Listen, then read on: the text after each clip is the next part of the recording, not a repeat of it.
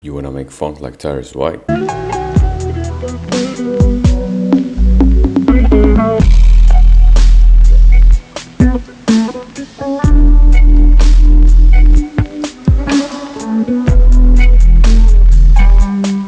Let's go. I've been listening to his music. I wrote a lot of things down, and the first thing that we need to get, it's an old jazz slash fusion, Japanese type sample. We need to chop it. So you drag your sample to the playlist, double click on it, you right click on the waveform and click on edit in audio editor, or press Ctrl and E. Now Edison's gonna open. This song is like 8 minutes long and the sample has to be like a couple of seconds. So what I want you to do is listen through this like this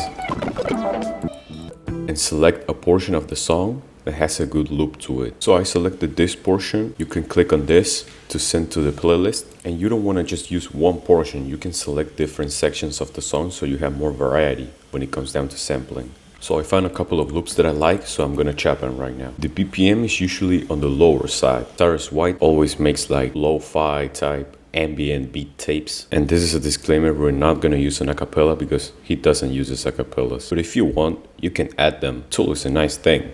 If you find a good acapella for something like this, use it. So I chopped my two samples, and what you can do is consolidate them into a single waveform. You can highlight them with right click on the first track or the track that you chopped the sample, click on consolidate, sound selection, click on start, voila, you have this. You can do the same for the other ones that you chopped. That's it, we have both samples. So what we need to do now is some mastering. You open up your mixer, you open Edison, so the master channel is gonna look like this. You can right click, file, default. What I want you to do is open up a soft clipper at the bottom, and you can use different analog plugins because TYRIS's music, I'm pretty sure he prints it on cassette, then rips it and uploads it so it has that analog vibe. One way that we can imitate that sort of vibe is by using plugins that simulate. We can use something like RC20. If you don't have it, crack it. I like using the Vinyl 3 preset. You can lower the wobble because it's too much. Disable the noise because we're gonna add our own noise sample later. Magnetic, you can take it out as well, and lower the distortion too. We can open up an EQ as well.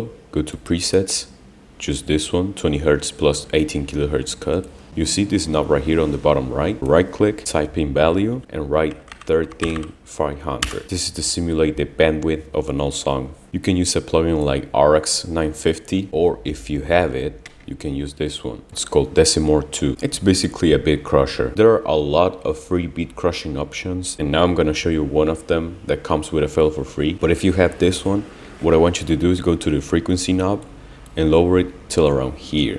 This is the range. Why? You're basically lowering the bit rate. You can highlight the EQ and move it with the scroll wheel, and I want you to put it right on top of the soft clipper, because if you use a beat crusher after you use the EQ, you're gonna have all the harsh frequencies at the top, and the EQ that we made cuts them. If you don't have Decimor, there's a plugin that comes with a file called Destructor. And what I want you to do is go to presets and lo-fi, and it's gonna look like this. It's only gonna have a distortion section. It's set on crusher. You can play with the rate crush and the bit crush till you feel like it sounds good. I've been using Destructor always. And if you have Windows, you can download the D-Blue plugins, and it comes with a crusher called D-Blue Crusher. That one's very easy to use as well. It's going to look like this. You basically lower the reduction by like 2 or 3 samples. You can smooth it out if you want, but that's the purpose of the EQ. Now we need to find a white noise sample, something like this.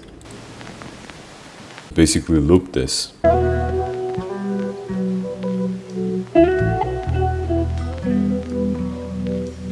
Now that we have our sample and we have our mastering done and all the ambience, it's time for the drums. And TYRIS's drums are usually old Memphis drums, and there's a couple of perks that he loves using. I'm gonna tell you. There's 3 perks that are really prominent on his music: cowbell noise, the toms, and the rims. And to top it all off, you can use a DJ Screw type drum loop on the background. The one that has like jingles. I'm gonna make a drum pattern and then I'm gonna show you the result. This is the pattern that I made.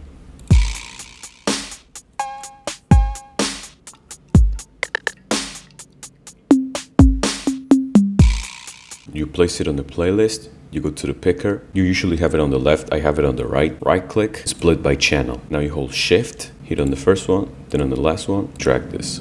And then you can separate them. I like dividing my kicks, hats, snares, and then perks. So this is what we're working with right now. What I want you to do is hold Command or Control and select all of them. You can press Command or Control and B, or you can do the same, hold Shift and drag them. And now you can create variations of the perks. Make a unique cowbell pattern, snare pattern, make a unique kick pattern, and basically loop this, because this is just an instrumental.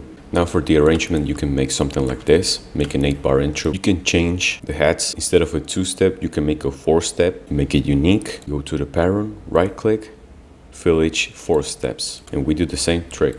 Highlight them all, Alt and R, disable the pattern section, move the velocity knob. If you want it to sound more analog, you can distort it even more. Go to the EQ on the master. You can add more wobble if you want. And something that I noticed from TYRIS's music is that he rarely makes bass. He just uses the bass that's embedded on the sample. But sometimes he uses a very fat sub bass and it's like a little one shot. I'm gonna show you what he does. This is the type of stuff that he does.